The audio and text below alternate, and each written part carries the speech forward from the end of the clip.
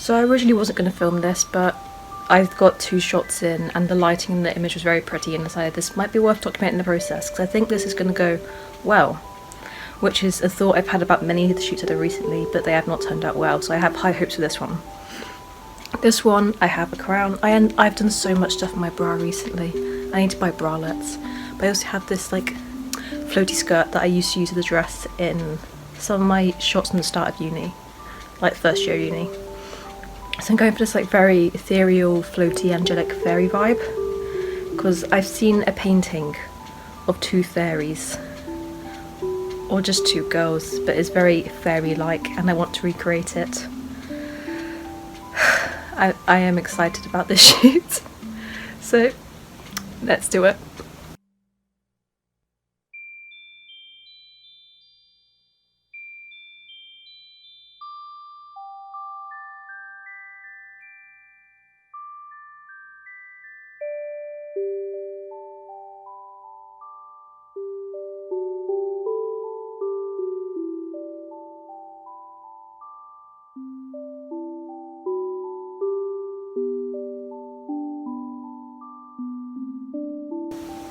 I've just filmed the editing process for that bonfire shoot, so we're still in the same horrific camera angle and the same jumper that I wear for everything. So let's go through the editing process for this like very fairy inspired shoot.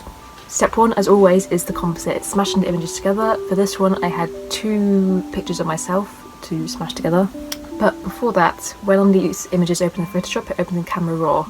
So for these ones specifically, I would click the little box to do the automatic lens correction. And then I would turn the whites and the highlights down to 50 because correcting the lens tends to overexpose the images a little bit.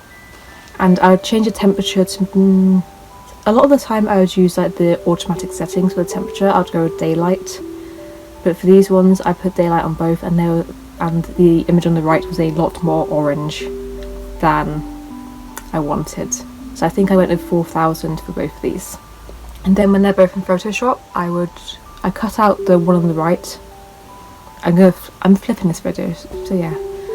The one on the right, I'd roughly cut it out, position it, enlarge, resize, all that good stuff, just to make sure that they're in the right place and those are the specific images I want to use. Because for this shoot, I took a lot of photos that looked pretty much the same. So I was just trying to make sure that this was definitely the one I wanted, and there wasn't just like a little detail that was wrong about it. But for the image on the left, the main difference between all the shoots was a difference between a hand that could gently cup a face and this little finger, like, yeah. Next one, I would go through and I'd just cut out the additional image properly. That's basically it for this step. I also cut out a little bit so my arm could go over the leg. This is a very bad description, but I'm looking at it and it's like, I know exactly what I did, but I don't know the words for it. A lot of layer mask is used for this because I'm very bad at erasing things, so I like to be able to go back and fix it rather than when I used to just erase with the actual eraser and then I had no chance to go back. Like when it was gone, it was gone. And now for this I have not fully erased the background, but I've zoomed in on the background, used the eyedropper tool to select a specific colour and then filled in the entire background with that colour. I've also added a rock. I was going to say it's my own stock images, but honestly I did just go on Google Images, type in rock PNG and I chose one. And then I removed the background and now I have rock. Also for this step, I think I probably zoomed in, got a very teeny tiny blemish fix brush and then like erased like all these moles on my neck. They're gone.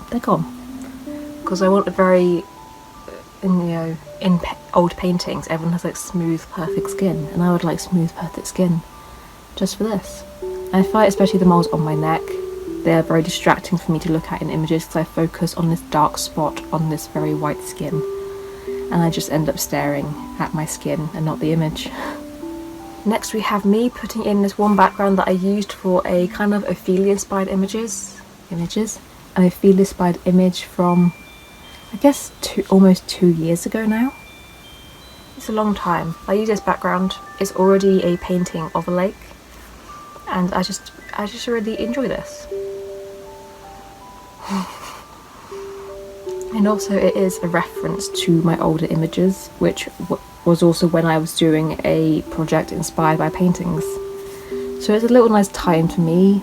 I don't think anyone else will notice it because the evolution that my work has gone through since that image, that I don't think anyone remembers it anymore. But yeah, it's a nice little tie-in for myself. Now, a lot's gone on in this step. I wanted to try and create more of a difference between these two characters because they're very clearly both me. But I was trying to add some little differences so it isn't just fully me and me. It's me and a slightly different version of me. That's also a very bad description. So all these edits came to the person on the right. I got a nice little hue and saturation layer, masks it out, and then, well, originally it was a hue and saturation layer for the entire image to make it all slightly green, because I was trying to select it with a brush and it just wasn't working. So then I had to go get the layer mask and erase around every single little bit. So my outfit's now green. I used a curved layer to darken the hair. I felt like I was going to say something after that, but nothing. I used a curved layer to darken the hair. That's it. And there's some other things that happened in this step. I think I cut out the person on the right a bit better. I also cut out this little like weird sticky out bit from the hair. So it's now just shoulder length hair rather than shoulder length and then like a bump here.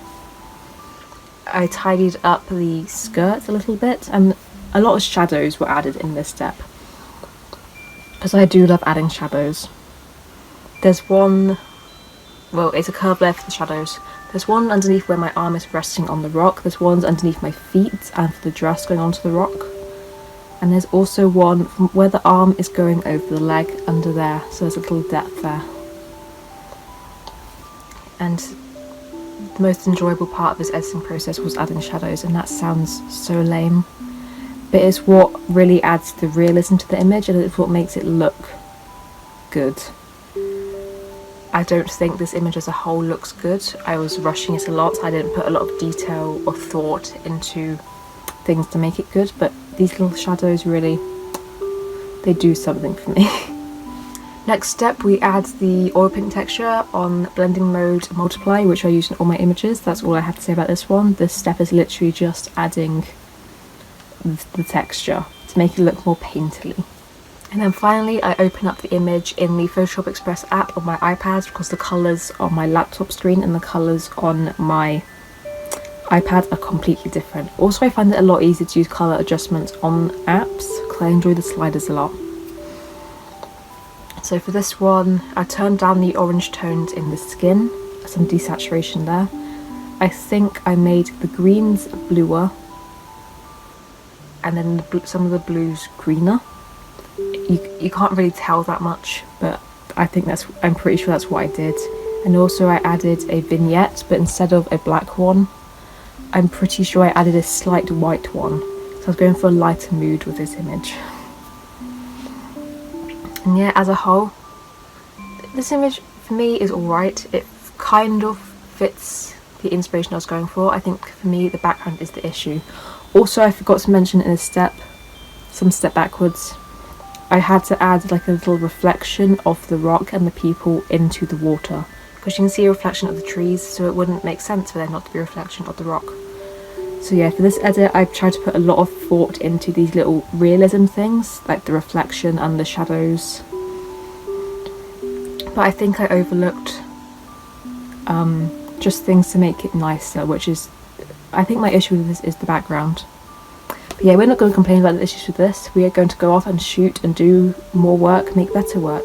And I'll be back with another video soon. I hope you enjoyed this and I will see you next time. Bye.